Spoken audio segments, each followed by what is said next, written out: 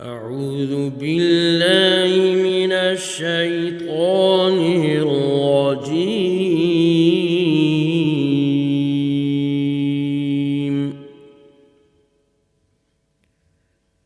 بسم الله الرحمن الرحيم.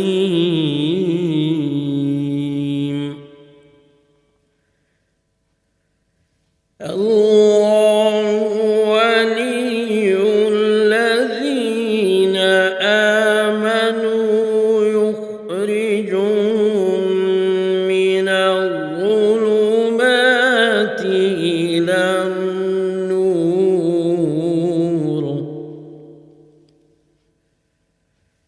والذين كفروا أولياؤهم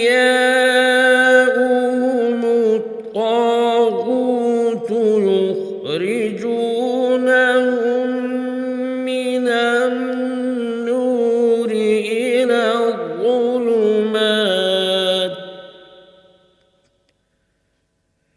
أولئك أصحاب النار،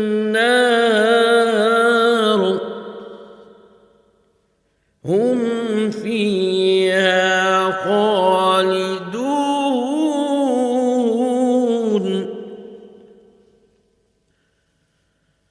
ألم تر إلى الذي حاج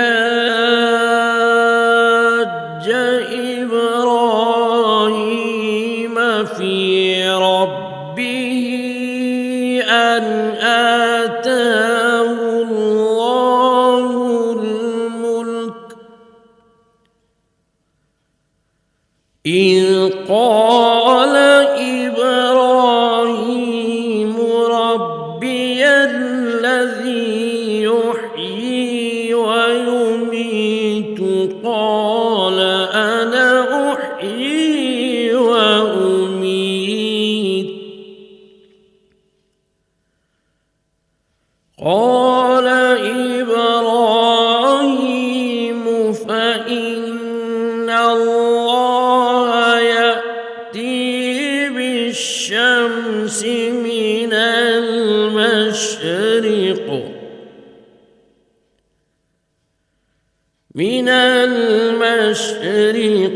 فأت بها من المغرب، فبهت الذي كفر،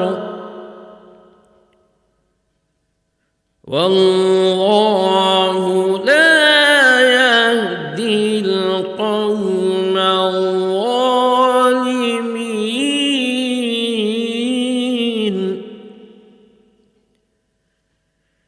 أو كالذي مر على قرية وهي خاوية على عروشها،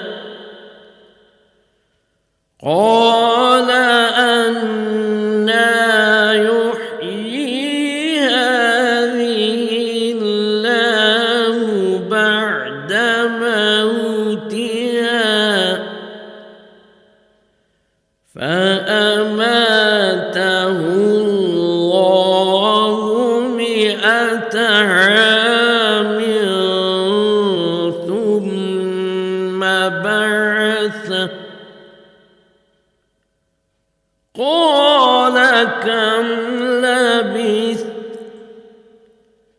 قال لبثت يوما أو بعض يوم، قال بل لبثت 100 عام، فانظر إلى طعامك وشرابك لم يتسنه، وانظر إلى حمارك ولنجعلك آية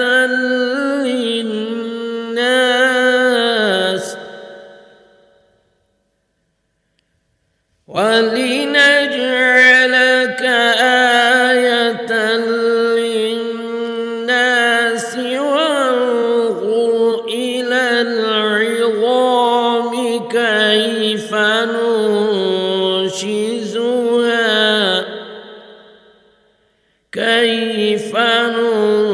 ننشزها ثم نكسوها لحما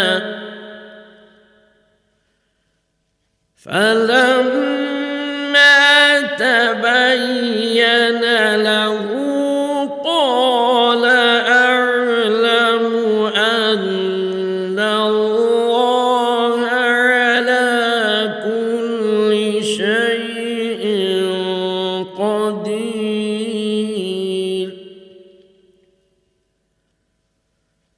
وإذ قال إبراهيم رب أرني كيف تحيي الموتى قال أولم تؤمن قال بلى ولكن ليطمئن قلبي قال فخذ أربعة من الطير فاصرهن إليك ثم اجعل على كل جبل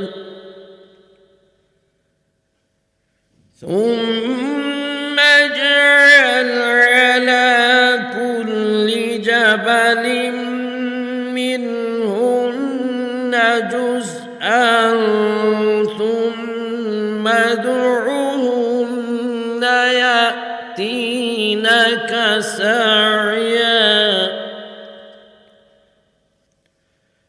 واعلم أن الله عزيز حكيم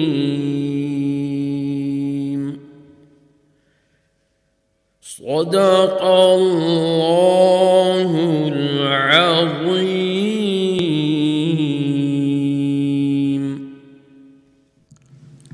شروع اللہ کے نام سے جو بڑا مہربان نہایت رحم والا ہے۔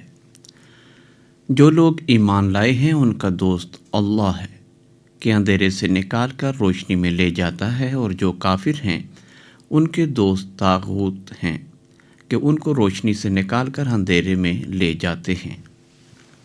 یہی لوگ اہل دوزخ ہیں کہ اس میں ہمیشہ رہیں گے۔ بھلا تم نے اس شخص کو نہیں دیکھا جو اس غرور کے سبب سے کہ اللہ نے اس کو سلطنت بخشی تھی، ابراہیم علیہ السلام سے پروردگار کے بارے میں جھگڑنے لگا۔ جب ابراہیم علیہ السلام نے کہا میرا پروردگار تو وہ ہے جو زندگی بخشتا اور موت دیتا ہے، وہ بولا کہ میں بھی زندہ اور مارتا ہوں۔ ابراہیم علیہ السلام نے کہا کہ اللہ تو سورج کو مشرق سے نکالتا ہے تو اسے مغرب سے نکال کر دے۔ یہ سن کر کافر حیران اور ششدر رہ گیا، اور اللہ بے انصافوں کو ہدایت نہیں دیا کرتا۔ یا اسی طرح اس شخص کو نہیں دیکھا جس کا گزر ایسی بستی پر ہوا جو اپنی چھتوں پر اوندھی گری پڑی تھیں، تو اس نے کہا کہ اللہ اس کے باشندوں کو مرنے کے بعد کیوں کر زندہ کرے گا؟ تو اللہ نے اس کی روح قبض کر لی اور 100 برس تک اس کو مردہ رکھا، پھر اس کو جلا اٹھایا اور پوچھا تم کتنا عرصہ مرے رہے ہو؟ اس نے جواب دیا کہ 1 دن یا اس سے بھی کم۔ اللہ نے فرمایا نہیں بلکہ 100 برس مرے رہے ہو، اور اپنے کھانے پینے کی چیزوں کو دیکھو کہ اتنی مدت میں مطلق سڑی بسی نہیں ہیں، اور اپنے گدھے کو بھی دیکھو جو مرا پڑا ہے۔ غرض ان باتوں سے یہ ہے کہ ہم تم کو لوگوں کے لیے اپنی قدرت کی نشانی بتائیں، اور ہاں گدھے کی ہڈیوں کو دیکھو کہ ہم ان کو کیوں کر جوڑے دیتے اور ان پر کس طرح گوشت پوست چڑھائے دیتے ہیں۔ جب یہ واقعات اس کے مشاہدے میں آئے تو بول اٹھا کہ میں یقین کرتا ہوں کہ اللہ ہر چیز پر قادر ہے۔ اور جب ابراہیم علیہ السلام نے کہا کہ اے پروردگار مجھے دکھا کہ تو مردوں کو کیوں کر زندہ کرے گا، اللہ نے فرمایا کیا تم نے اس بات کو باور نہیں کیا؟ کیا تمہارا اس پر ایمان نہیں ہے؟ انہوں نے کہا کیوں نہیں، لیکن میں دیکھنا اس لیے چاہتا ہوں کہ میرا دل اطمینان کامل حاصل کر لے۔ اللہ نے فرمایا کہ 4 جانور پکڑ کر اپنے پاس منگا اور ٹکڑے ٹکڑے کر دو، پھر ان کا ایک ایک ٹکڑا ہر ایک پہاڑ پر رکھ دو، پھر ان کو بلاؤ تو وہ تمہارے پاس دوڑے چلے آئیں گے، اور جان رکھو کہ اللہ غالب اور صاحب حکمت ہے۔ وآخر دعوانا ان الحمد للہ رب العالمین۔ ہدیہ درود و ثنا۔ اللهم صل على محمد اللهم صل على محمد وعلى آله وصحبه وسلم اللهم صل على محمد اللهم صل على محمد وعلى آله وصحبه وسلم۔ نذرانہ ہم پیش کرنے کی سعادت حاصل کر رہے ہیں۔ کلام ہے شمس وارسی کا، آواز ہے تاج ملتانی کی۔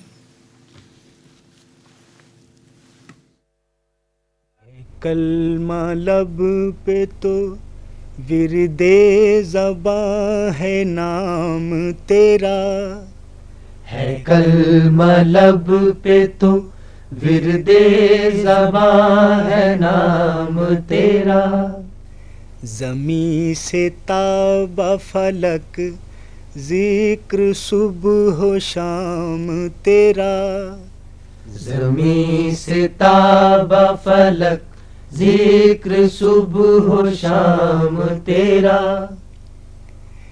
تیری ہے ذات ملائک کے فہم سے بالا، تیری ہے ذات ملائک کے فہم سے بالا، سمجھ میں آئے گا انسان کے کیا مقام تیرا، سمجھ میں آئے گا انسان کے کیا مقام تیرا، یہ رات دن کے مناظر نظام شمس و قمر، یہ رات دن کے مناظر نظام شمس و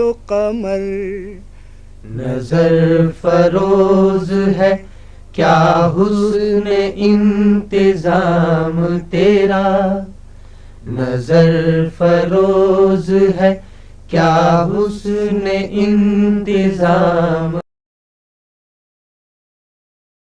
تیرا، آیا ہے رحمتیں تیری ہر ایک سمت، نمایاں ہے رحمتیں تیری، جدھر بھی دیکھیے جاری ہے فیض عام تیرا، جدھر بھی دیکھیے جاری ہے فیض عام تیرا،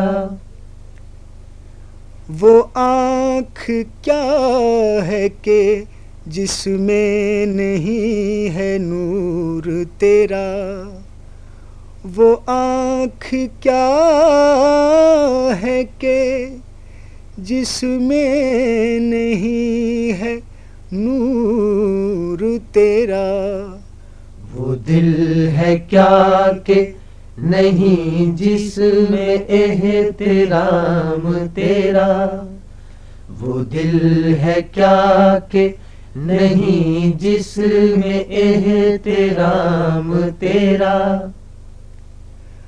فقط ملائکوں جنوں بشر پہ کیا موقوف، ملائکوں جنوں بشر پہ کیا موقوف، سنایا نخل و ثمر نے بھی ہے پیام تیرا، سنایا نخل و ثمر نے بھی ہے پیام تیرا، ہے کلمہ لب پہ تو ورد زباں ہے نام تیرا، زمین سے تابہ فلک ذکر صبح و شام تیرا۔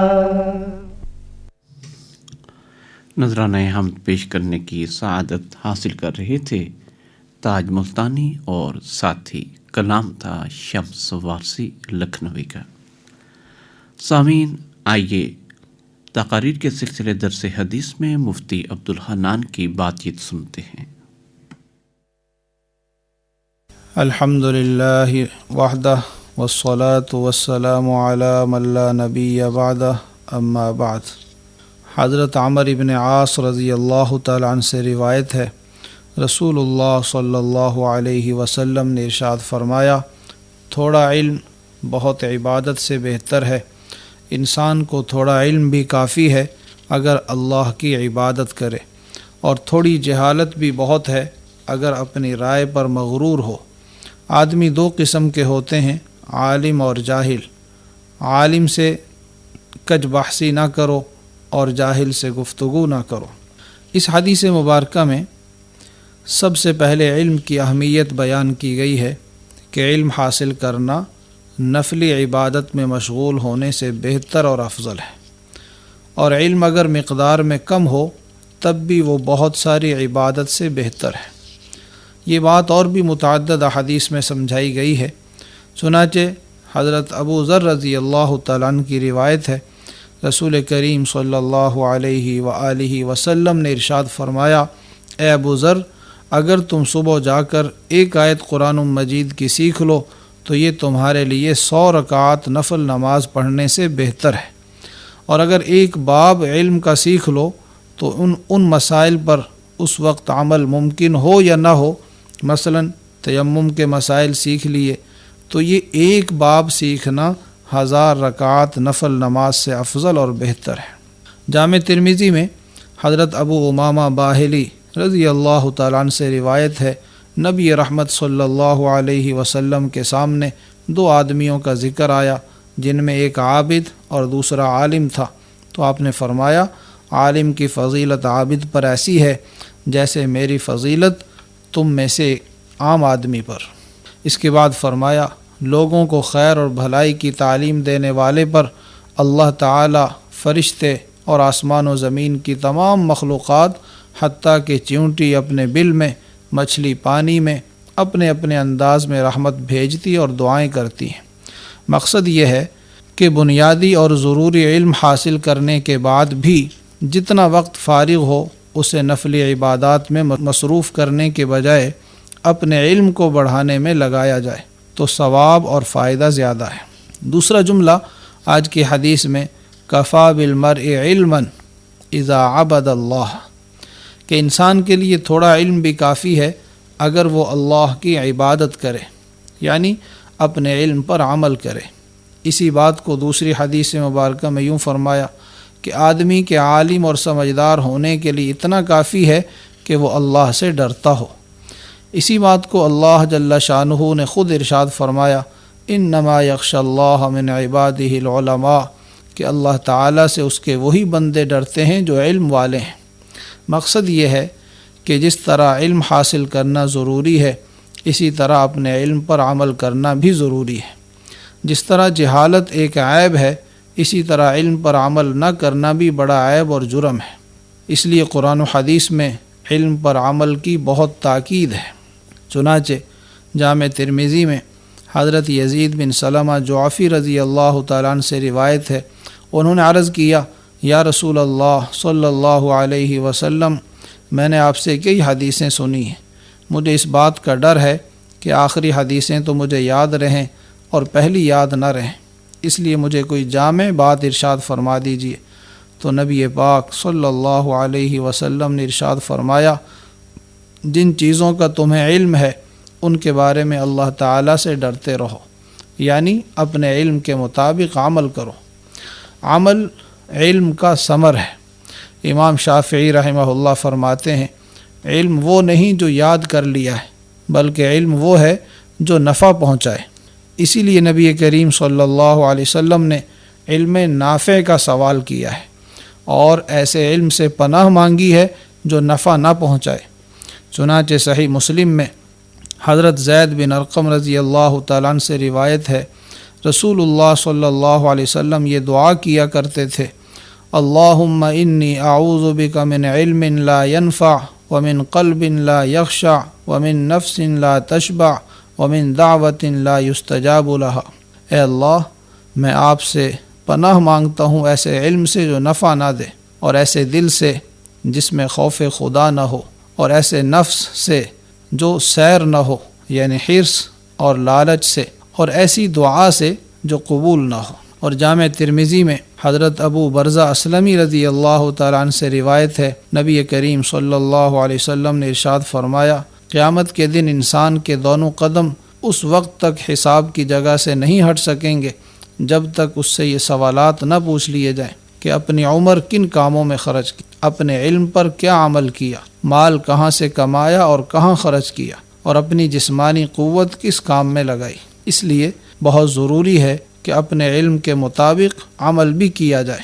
آج کی حدیث میں تیسرا جملہ ہے، وَكَفَى بِالْمَرْءِ جَهْلًا إِذَا أَعْجَبَ بِرَأْيِهِ، کہ آدمی کے جاہل ہونے کے لیے اتنا کافی ہے کہ وہ اپنی رائے پر مغرور ہو۔ جاہلوں کی 3 قسمیں بیان کی گئی ہیں۔ ایک وہ جو جانتے ہیں کہ ہمیں علم نہیں، لہذا وہ سیکھنے کے لیے تیار رہتے ہیں اور سیکھنے کی کوشش کرتے ہیں۔ دوسرے وہ لوگ جنہیں یہ بھی احساس نہیں ہوتا کہ ہم جاہل ہیں، لیکن اپنے عالم ہونے کا دعویٰ بھی نہیں کرتے، یعنی ان کو علم سے کوئی سروکار نہیں ہے۔ تیسرے وہ لوگ جو جاہل ہونے کے باوجود اپنے آپ کو بڑا عالم سمجھتے ہیں۔ ایسے لوگ خود بھی گمراہ ہوتے ہیں اور دوسروں کو بھی گمراہ کرتے ہیں۔ اللہ تعالیٰ نے ہر فن اور شعبے کے ماہر لوگ پیدا کیے ہوتے ہیں، لہٰذا ان سے رہنمائی لے کر کام کیا جائے تو انسان نقصان اور ہلاکت سے محفوظ رہتا ہے۔ اسی لیے کہا جاتا ہے جس کا کام اسی کو ساجھے۔ اور آخری جملہ ہے، فَلَا تُمَارِ الْعَالِمَ وَلَا تُحَاوِرِ الْجَاهِلَ، عالم سے بحث نہ کرو، جاہلوں کی صحبت میں زیادہ نہ رہو۔ امام مالک رحمہ اللہ فرماتے ہیں، ہر ایک کے ساتھ علمی گفتگو اور بحث و مناظرہ یہ علم کی توہین ہے۔ بالخصوص دین کے مسائل میں عام لوگوں کا آپس میں یا علماء سے بحث کرنا انتہائی خطرناک اور غلط ہے، لہٰذا اس سے بچنا چاہیے۔ اللہ رب العزت سے دعا ہے اللہ کریم ہمیں دین حق کی صحیح سمجھ عطا فرما کر اس پر دل و جان سے عمل پیرا ہونے کی توفیق عطا فرمائے۔ وآخر دعوانا ان الحمد للہ رب العالمین۔ تقاریر کے سلسلے درس حدیث میں بات چیت سماعت فرما رہے تھے مفتی عبدالحنان۔ سامعین،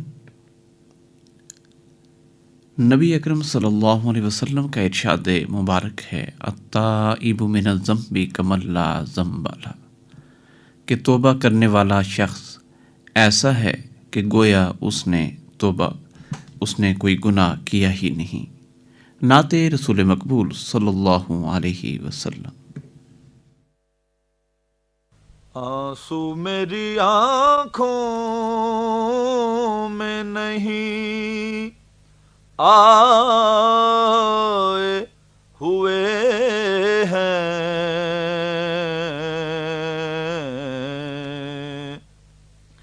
دریا تیری رحمت کے یہ لہرائے ہوئے ہیں،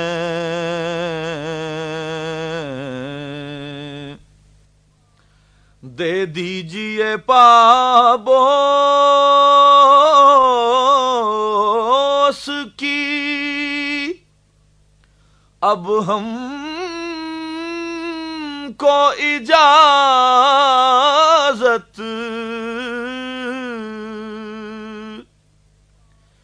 دے دیجئے پابوس کی اب ہم کو اجازت، کب سے دل بیتاب کو ٹھہرائے ہوئے ہیں، کب سے دل بیتاب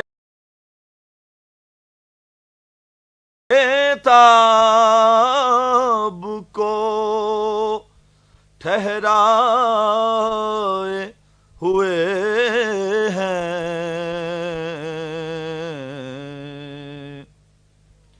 بھاتا نہیں کوئی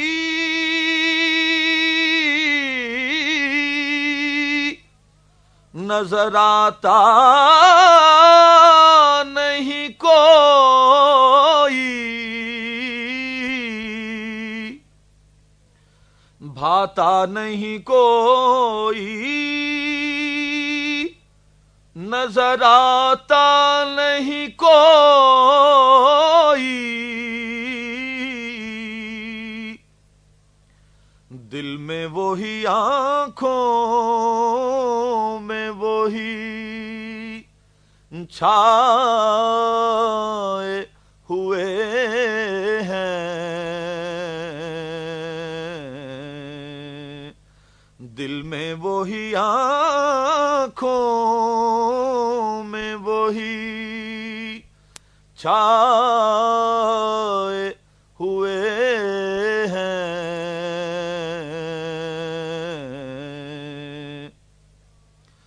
اللہ ہری حیا حشر میں اللہ کے آگے، اللہ ہری حیا حشر میں اللہ کے آگے، ہم سب کے گناہوں پہ وہ شرمائے ہوئے ہیں، ہم سب کے گناہوں پہ وہ شرمائے ہوئے ہیں، شاہوں سے دبیں کیا جو گدا ہیں تیرے در کے، یہ اے شہ خوبی تیری شہ پائے ہوئے ہیں۔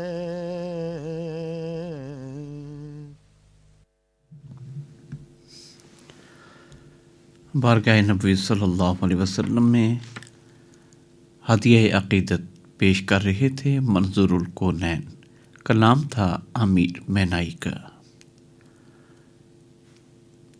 سامعین، اخلاقی اقدار کے سلسلے روشنی میں آئیے پروفیسر محمد اویس سرور کی بات چیت سنتے ہیں۔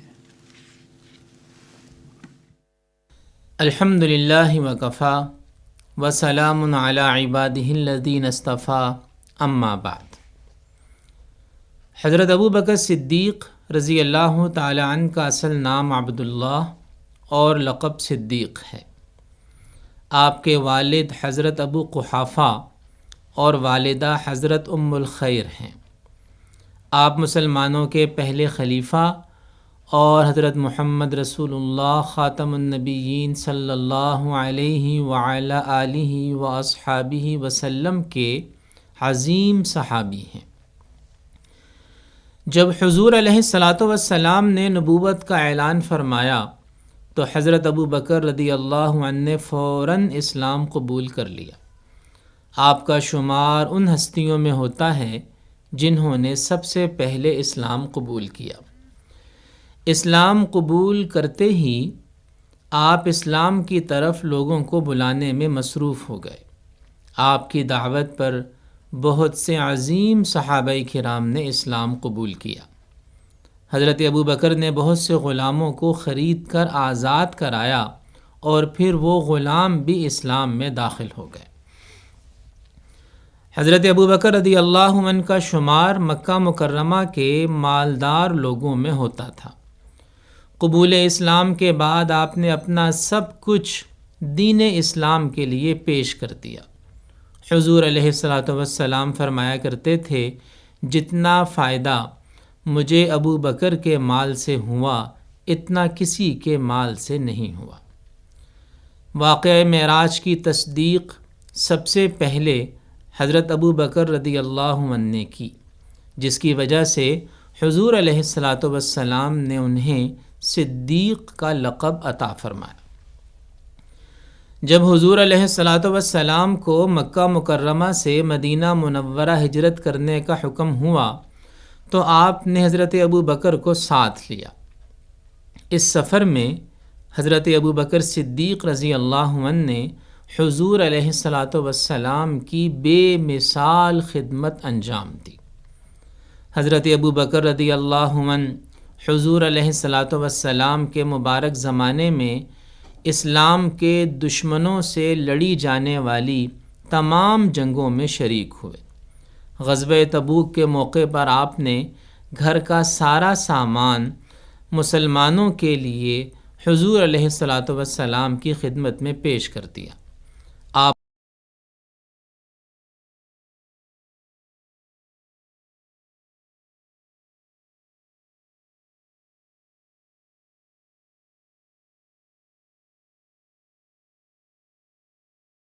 کو یہ اعزاز بھی حاصل ہے کہ حضور علیہ الصلاۃ والسلام کے مرض وصال میں آپ مسجد نبوی کی امامت کرواتے رہے۔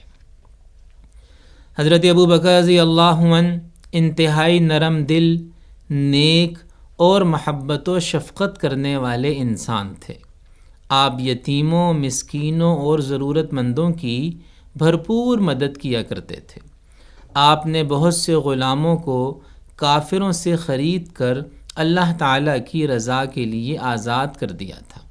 ان غلاموں میں مسجد نبوی کے پہلے مؤذن حضرت بلال حبشی رضی اللہ تعالیٰ عنہ بھی شامل تھے۔ حضور علیہ الصلاۃ والسلام کے وصال کے بعد حضرت ابو بکر صدیق رضی اللہ عنہ مسلمانوں کے خلیفہ مقرر کیے گئے۔ خلافت کے دوران میں بھی آپ نے بہت سادہ زندگی بسر کی۔ سرکاری خزانے سے آپ عام مسلمانوں کے برابر وظیفہ لیتے تھے۔ آپ نے زکوٰۃ دینے سے انکار کرنے والوں اور نبوت کا جھوٹا دعویٰ کرنے والوں کے خلاف جہاد کیا۔ آپ نے قرآن مجید کی بھی بہت خدمت کی۔ حضرت ابو بکر صدیق رضی اللہ عنہ تقریباً 27 مہینے تک خلیفہ رہے۔ آپ کا وصال 63 سال کی عمر میں 22 جمادی الثانیہ 13 ہجری کو ہوا اور آپ کو نبی مکرم صلی اللہ علیہ وسلم کے پہلو میں سپرد خاک کیا گیا۔ اسلام کے لیے حضرت ابو بکر صدیق رضی اللہ عنہ کی خدمات بے مثال ہیں۔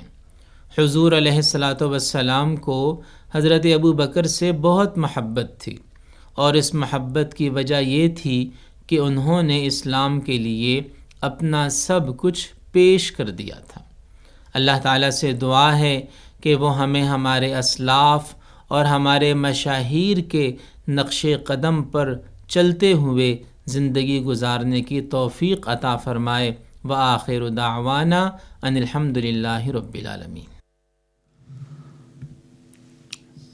اخلاقی اقدار کے سلسلے روشنی میں آپ بات چیت سماعت فرما رہے تھے پروفیسر محمد اویس سرور کی آواز میں۔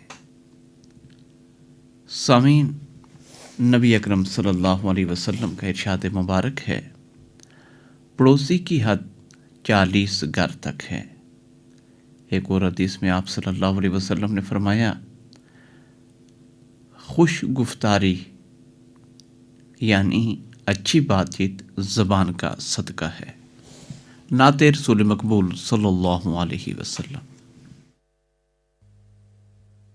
اے کاش کہ یہ عمر میری یوں ہی بسر ہو،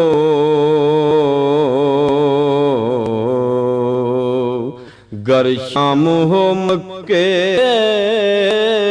میں مدینے میں سحر ہو، اے کاش کہ یہ عمر میری روزے کی زیارت ہو،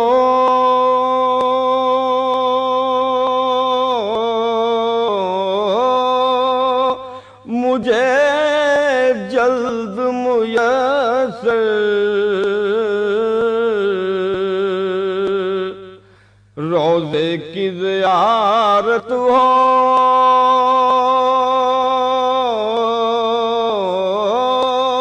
مجھے جلد میسر،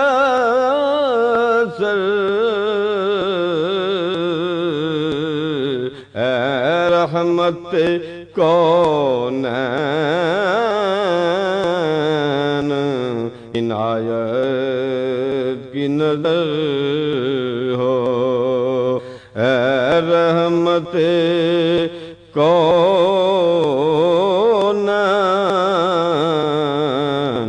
عنایت کی نظر ہو، پہنچوں در اقدس پہ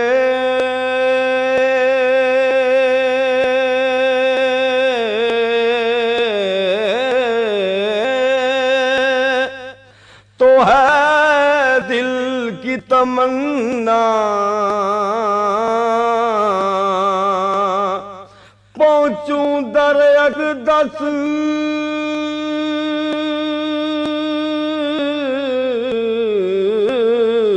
پہ تو ہے دل کی تمنا، مر جاؤں مگر مجھ کو نہ مرنے کی خبر ہو،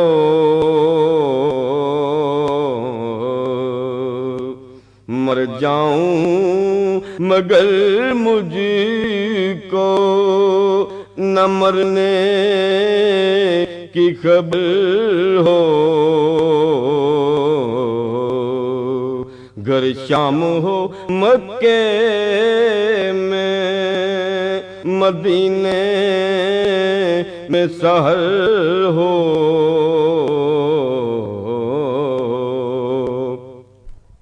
روزے کی زیارت ہو،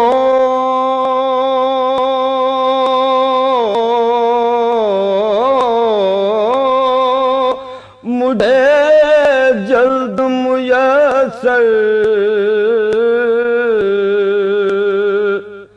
روزے کی زیارت ہو،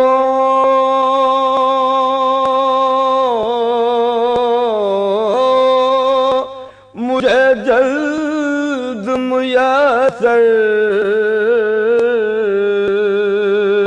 اے رحمت کونین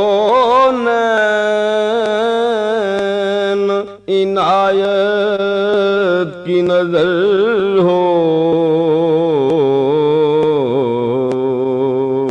اے رحمت کونین عنایت کی نظر ہو.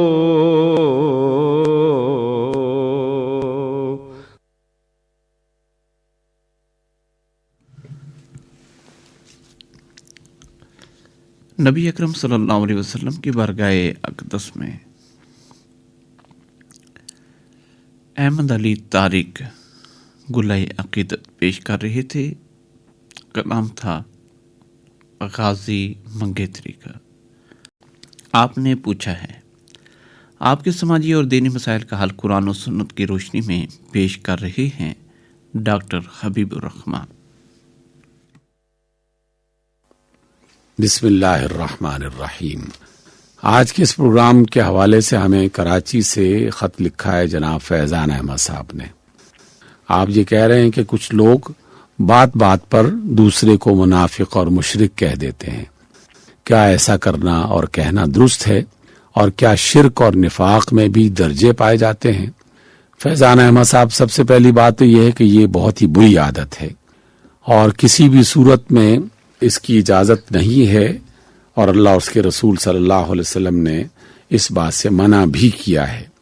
خاص طور پر منافق کہنا جو ہے، کیونکہ منافق ایسا شخص ہے کہ جو اپنے دل میں نفاق رکھتا ہے، کیونکہ نفاق ہوتا ہی دل میں ہے. نفاق ظاہری طور پر کوئی شخص نہیں پیش کرتا، اس کے دل کی کیفیت اور اس کی حالت کی بنیاد پر اسے منافق کہا جاتا ہے. لیکن دل کی حالت تو اللہ کے سوا کوئی نہیں جانتا. کون کہہ سکتا ہے کہ اس کے دل میں کیا ہے؟ یہی وجہ ہے کہ رسول اللہ صلی اللہ علیہ وسلم کے زمانے میں اگر کسی ایسے کلمہ گو کے بارے میں کسی نے یہ کہا کہ یا رسول اللہ یہ منافق ہے، تو آپ علیہ السلام نے سختی سے اسے منع کیا اور ناراض ہوئے اور فرمایا کہ کیا تم نے اس کا دل چیر کے دیکھا ہے کہ اس کے دل میں نفاق پایا جاتا ہے؟ جب تم نے کسی کا دل چیر کے نہیں دیکھا تو بس ہمیں تو اس کے ظاہر پر ہی یقین کرنا چاہیے. اگر وہ کہتا ہے کہ میں لا الہ الا اللہ محمد رسول اللہ صلی اللہ علیہ وسلم پر یقین رکھتا ہوں، میرا ایمان ہے کہ اللہ ایک واحد اور اکیلا خدا ہے اور محمد صلی اللہ علیہ وسلم اللہ کے رسول ہیں، تو خواہ اس کے کسی بندے کے ساتھ ملنے کی وجہ سے، کسی علاقے میں رہنے کی وجہ سے، یا محض شک کی بنیاد پر اسے منافق قرار دے دینا اور یہ کہنا کہ اس نے محض جھوٹ کی بنیاد پر یہ کلمہ پڑھا ہوا ہے لیکن ہے یہ منافق، تو ایسے فرد کو منافق کہنے کی کسی صورت میں اجازت نہیں ہے. دیکھیے، اللہ کے رسول صلی اللہ علیہ وسلم سے زیادہ باخبر ہم میں سے کوئی شخص نہیں ہے، اور آپ مدینہ منورہ میں ایسے بہت سارے افراد کو جانتے تھے کہ فلاں شخص منافق ہے، فلاں منافق ہے. آپ نے ایک بار سیدنا حذیفہ رضی اللہ تعالیٰ عنہ کو، جنہیں رازدار رسول کہا جاتا ہے، یہ فرمایا تھا کہ میں اگر چاہوں تو مدینہ کے ایک ایک منافق کا نام اس کے نسب کے ساتھ بتا سکتا ہوں، لیکن آپ صلی اللہ علیہ وسلم نے وہ نہیں بتائے.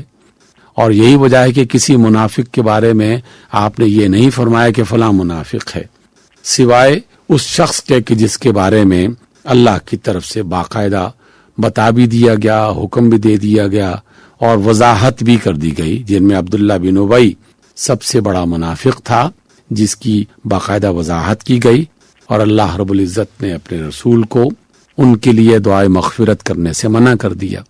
تو ایسے افراد کہ جس نے کلمہ پڑھ لیا اور جو بظاہر اپنے آپ کو مسلمان کہتا ہے، کسی صورت میں بھی انہیں منافق نہیں کہنا چاہیے. جہاں تک بات ہے رسول اللہ صلی اللہ علیہ وسلم کے اس فرمان کی جس میں آپ نے فرمایا تھا کہ جو لڑائی کے وقت گالیاں دیتا ہے، وعدہ کر کے مکر جاتا ہے، امانت میں خیانت کرتا ہے، تو یہ منافق کی علامتیں ہیں. یہ در حقیقت ڈرانے کے لیے، خبردار کرنے کے لیے، تنبیہ کے لیے آپ صلی اللہ علیہ وسلم نے تعلیم دی تھی کہ یہ کام ایسے ہیں، یہ عادتیں ایسی ہیں جو آہستہ آہستہ انسان کے دل میں نفاق پیدا کر دیتی ہیں. جس شخص نے بھی امانت میں خیانت کو اپنا معمول بنا لیا، آہستہ آہستہ وہ نفاق میں مبتلا ہو جائے گا، اور ایک وقت ایسا آ سکتا ہے کہ وہ پکا منافق بن جائے. اسی طریقے سے گالیاں دینے والا، اسی طریقے سے جھوٹ بولنے والا. تو اس وجہ سے اللہ کے رسول صلی اللہ علیہ وسلم نے ان برائیوں سے روکنے کے لیے ایک طرح سے خبردار کیا تھا کہ ایسے کام تو منافق کیا کرتے ہیں، مسلمانوں کو ایسے کام نہیں کرنے چاہیے۔ جہاں تک شرک کی بات ہے تو آپ علیہ السلام کا ایک فرمان بڑا حوصلہ افزا ہے۔ آپ علیہ السلام نے اپنے وصال کے بالکل آخری موقع پر، جس کے بعد آپ کا وصال ہوا، غزوہ احد میں جو شہدائے احد ہیں وہاں آپ گئے، ان کے لیے دعا کی، اور پھر ایک چٹان پہ کھڑے ہو کر یہ خطبہ ارشاد فرمایا، اور فرمایا کہ اب ہماری ملاقات حوض کوثر پر ہوگی، جسے میں یہاں اس مقام سے دیکھ رہا ہوں۔ پھر آپ نے فرمایا کہ لوگوں، مجھے اس بات کا ڈر نہیں ہے کہ تم میں شرک پیدا ہو جائے گا، البتہ مجھے اس بات کا ڈر ہے کہ تم مال و دولت کی ہوس میں، اس کے لالچ میں مبتلا ہو جاؤ گے۔ میری امت کا فتنہ مال ہے۔ تو پہلی بات تو یہی ہے کہ امت مسلمہ جو ہے اللہ تعالیٰ کے خاص فضل سے، رسول اللہ صلی اللہ علیہ وسلم کی اس دعا سے، شرک سے اکثر دور رہتے ہیں۔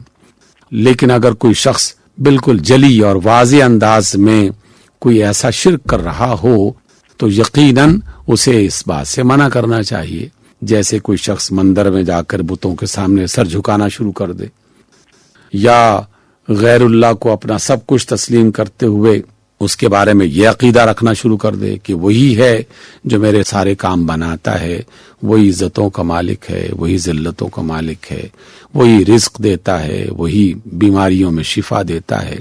جو عقیدے اللہ کے ساتھ وابستہ کیے گئے اللہ اور اس کے رسول صلی اللہ علیہ وسلم کی طرف سے، ایسے شخص کو منع کرنا چاہیے، بتانا چاہیے کہ یعنی یہ کام جو ہے انسان کو شرک کی طرف لے جائیں گے، اور کبھی ایسا موقع بھی آ سکتا ہے کہ وہ بالکل کھلے اور واضح انداز کے شرک میں مبتلا ہو جائے۔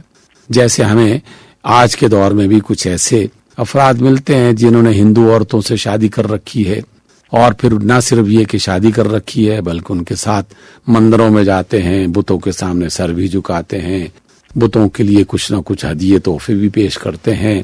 تو یہ تو بالکل واضح قسم کا شرک ہے۔ اس اعتبار سے انہیں یہ کہنا چاہیے کہ یہ شرک کی باتیں ہیں اور یہ شرک کے کام ہیں، ان سے باز آیا جائے۔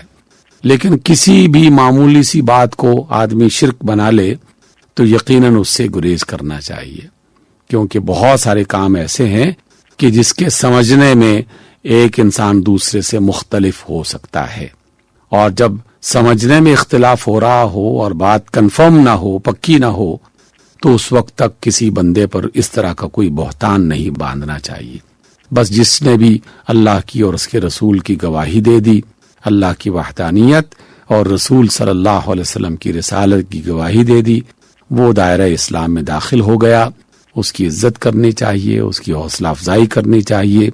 اگر کہیں وہ غلط کر رہا ہے تو اسے اچھے طریقے سے سمجھانا چاہیے، نہ کہ یہ کہ اس پر بہتان باندھتے ہوئے اسے مشرک اور منافق اور کافر اس طرح کے الفاظ اس کے لیے استعمال کرتے ہوئے اس کے دل میں مزید غصہ پیدا کیا جائے، اور اگر وہ پہلے کفر نہیں کر رہا تھا یا شرک نہیں کر رہا تھا تو اب غصے میں آ کر وہ شرک کرنا شروع کر دے، تو اس چیز سے گریز کرنا چاہیے۔ قرآن و سنت کی روشنی میں آپ کے سوالات کا جوابات دے رہے تھے ڈاکٹر حافظ حبیب الرحمان۔ سامعین، اگر آپ اس سلسلے میں کوئی سوال پوچھنا چاہیں تو خط لکھنے کے لیے ہمارا پتہ نوٹ فرما لیجیے۔ انچارج پروگرام خیال الفلاح، پوسٹ باکس نمبر 2010 یعنی 2010 ریڈیو پاکستان، اسلام آباد۔ نبی اکرم صلی اللہ علیہ وسلم نے ارشاد فرمایا، جس نے ملاوٹ کی وہ ہم میں سے نہیں۔ احمد ہے محمد ہے سلطان مدینہ ہے، اس نام پہ مرنا ہے، اس نام پہ جینا ہے۔ احمد ہے محمد ہے سلطان مدینہ ہے۔ دوری میں محمد کی مرنا ہے میرا جینا، دوری میں محمد کی، مرنا ہے میرا جینا، قربت میں محمد کی، مرنا میرا جینا ہے، احمد ہے محمد ہے، سلطان مدینہ ہے، ہر ذرے پہ کیوں نظریں جم جائیں نہ دنیا کی، ہر ذرے پہ کیوں نظریں جم جائیں نہ دنیا کی، ہر ذرہ محمد کے جلووں کا خزینہ ہے، احمد ہے محمد ہے، سلطان مدینہ ہے، بے نور محمد کے ہر آنکھ ہے نابینا، بے نور محمد کے ہر آنکھ ہے نابینا، اور نور محمد سے ہر دل بینا ہے، احمد ہے محمد ہے، سلطان مدینہ ہے، مجبور ہوئے آقا، معذور ہوئے یکتا، مجبور ہوئے آقا، معذور ہوئے یکتا، حسرت ہے پہنچنے کی اور دور مدینہ ہے، احمد ہے محمد ہے، سلطان مدینہ ہے، اس نام پہ مرنا ہے، اس نام پہ جینا ہے، احمد ہے محمد ہے، سلطان مدینہ ہے۔ سرور کائنات فخر دو عالم صلی اللہ علیہ وسلم کی بارگاہ اقدس میں عقیدت کے پھول نچھاور کر رہے تھے کلیم سرور اور ساتھی۔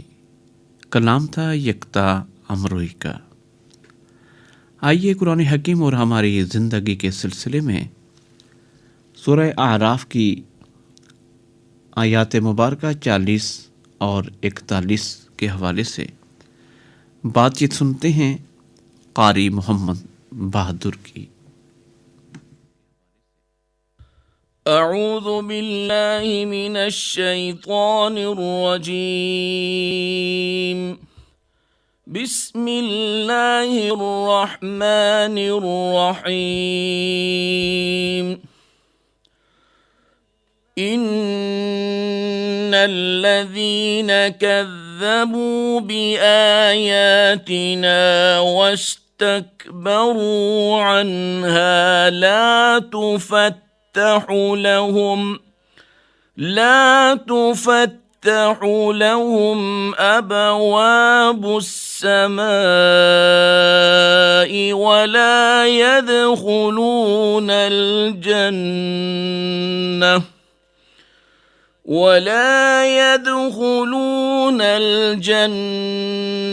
حتى يلج الجمل في سم الخياط وكذلك نجزي المجرمين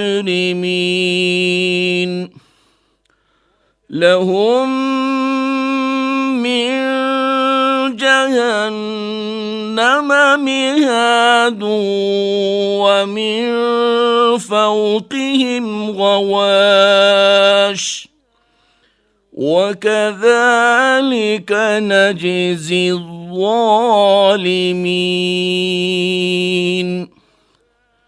صدق اللہ العظیم۔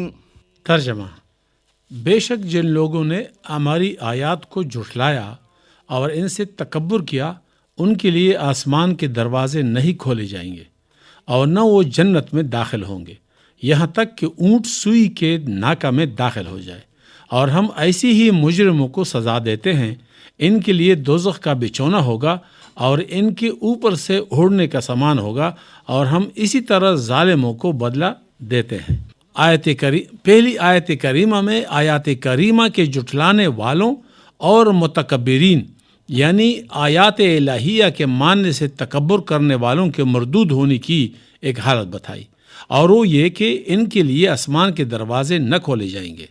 حدیث شریف میں مومن اور کافر کی موت کا تذکرہ بیان کرتے ہوئے ارشاد فرمایا ہے کہ جب حضرت ملک الموت علیہ السلام مومن کی روح کو قبض کرتے ہیں تو وہ ایسی آسانی سے نکل آتی ہے جیسے پانی کا بہتا ہوا قطرہ مشکیزہ سے باہر نکل آتا ہے۔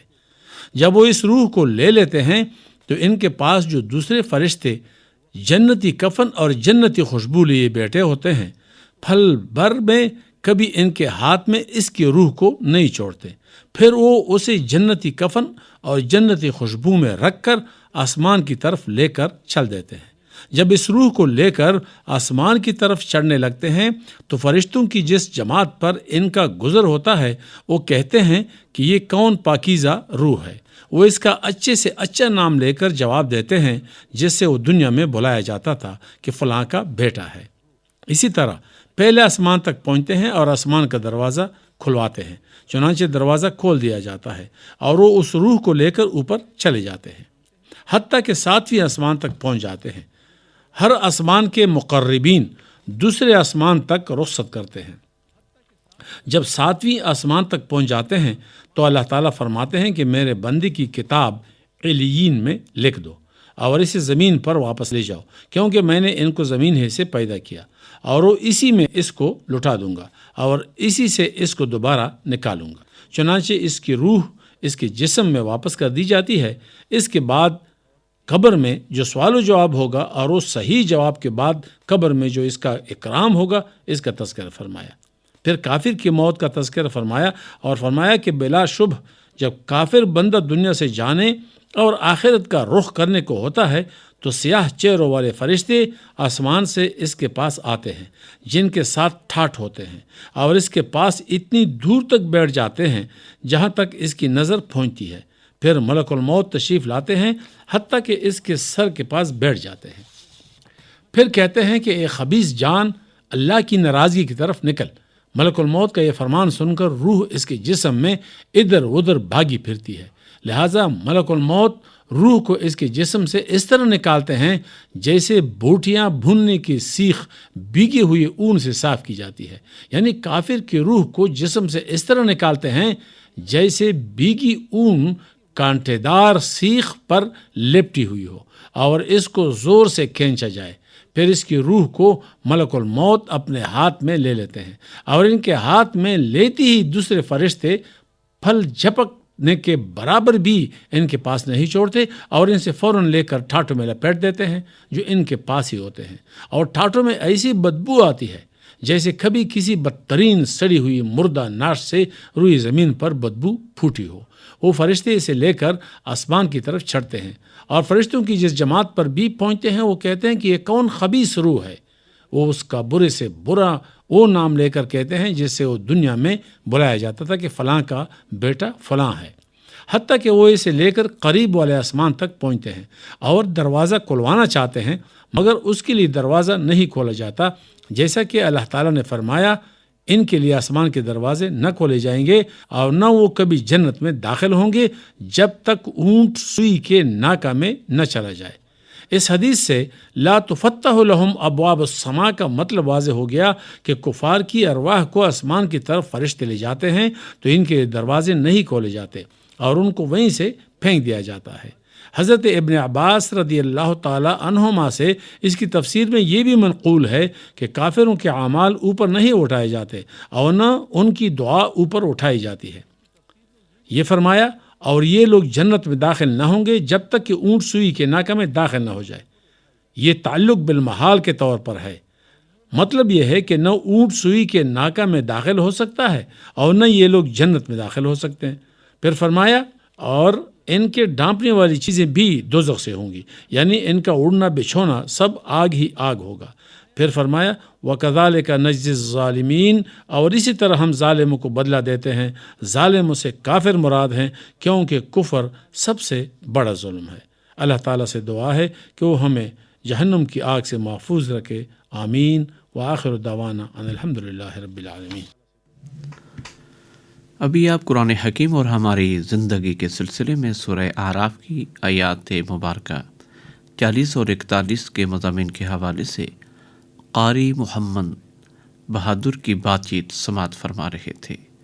ہدیہ درود و سلام بحضور نبی کریم صلی اللہ علیہ وسلم۔ اللہم صلی علی محمد، اللہم صلی علی محمد وعلی آلہ وصحبہ وسلم۔ اللہم صلی علی محمد، اللہم صلی علی محمد وعلی آلہ وصحبہ وسلم۔ اللہم صلی علی محمد، اللہم صلی علی محمد وعلی آلہ وصحبہ وسلم۔ اللہم صلی علی محمد، اللہم صلی علی محمد وعلی آلہ وصحبہ وسلم۔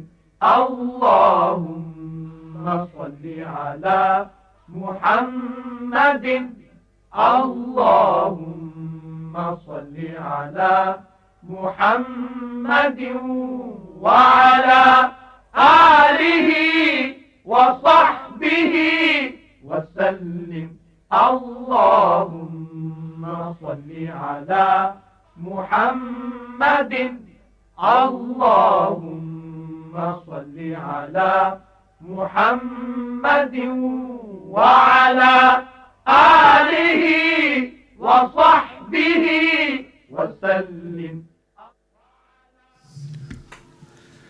سامعین، آئیے پروگرام کے اختتامی لمحات میں اللہ رب العزت کے بارگاہ اقدس میں دعا کے لیے ہاتھ پھیلائیں۔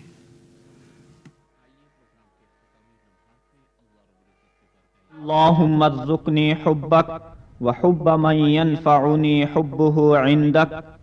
اے اللہ، آپ مجھے اپنی محبت نصیب فرمائیے اور اس شخص کی محبت نصیب فرمائیے جس کی محبت آپ کے ہاں مجھے نفع دے۔ اے ارحم الراحمین، تو ہی ہم سب کا خالق اور مالک ہے، ہم سب تیرے عاجز اور بے بس بندے ہیں۔ اے اللہ، ہم سب پر رحم و کرم فرما اور ہم سب کو ایک دوسرے کا احترام کرنے والا بنا۔ اے اللہ، تجھے اپنی مخلوق سے بے انتہا پیار ہے اور تیرے نزدیک اے اللہ وہ شخص بہت ہی محبوب ہے جو دوسروں کے کام آئے اور مخلوق سے محبت کرے۔ اے اللہ، ہم سب کو محبت بھری زندگی نصیب فرما۔ اے اللہ، ہمیں انسانیت کا احترام کرنے اور ہر انسان کی قدر و قیمت سمجھنے کی توفیق نصیب فرما۔ اے اللہ، ہم سب کو اسلامی اصولوں پر چلتے ہوئے والدین کی خدمت کرنے، بڑوں کی عزت کرنے اور بچوں پر شفقت کرنے والا بنا، اور سارے انسانوں کے حقوق ادا کرنے اور ان کے ساتھ ایثار و قربانی سے پیش آنے کا جذبہ نصیب فرما۔ آمین یا ارحم الراحمین۔